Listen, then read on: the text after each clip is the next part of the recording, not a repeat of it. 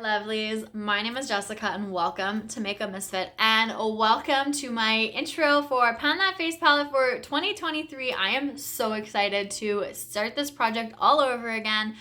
I did this in 21 just on my Instagram account and I used the Too Faced Love Flush Blush Palette. Last year for 22, I had the Cover FX Highlighting Palette, which I completely finished off, and that just kept me motivated to do this project again this year.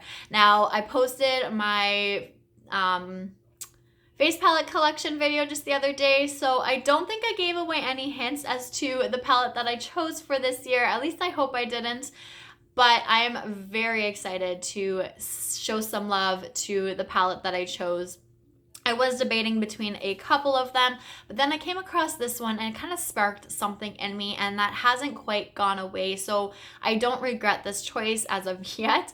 So it's making me feel like this is the right choice for me to pan for 23, which I'm really happy about. And it's a palette that hasn't had any use on it yet. I have had it for a little while. I have swatched it, but that is as far as that has gone. So if you guys are ready, I'm going to show you what my chosen palette is for 23. And I will be working on the Pat McGrath Divine Blush and Glow Trio in Galactic Sun. So this is what it's looking like inside. I love that we have two blushes and the one highlighter. And before I purchased this, I was kind of comparing between her like single compacts when she came out with them.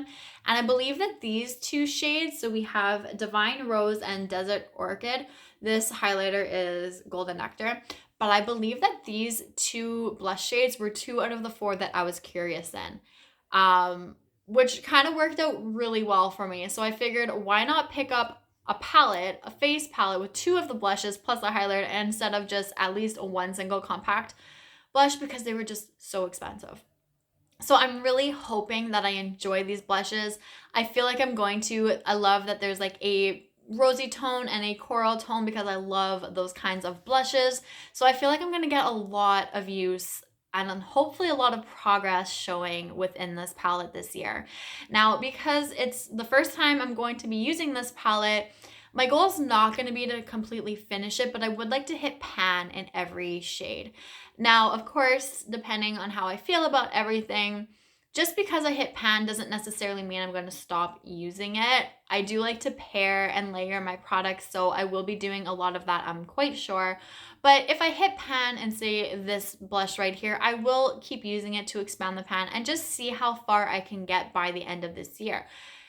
That being said, that is, of course, if I hit pan in anything before the end of the year.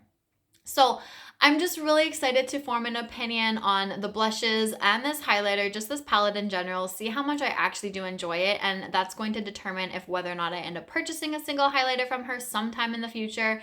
But yeah, I'm really looking forward to reaching for this finally because it's just been hanging around. I have a few palettes that have just been hanging around, but for some reason this just kind of sparked something in me and hasn't quite gone away. So I'm ready to make this a focus this year and just see what kind of damage I can do to her and just show her some love.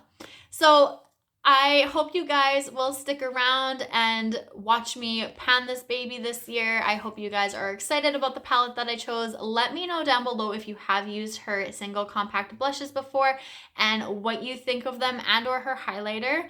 And yeah, I think that's everything. So thank you guys so much for watching.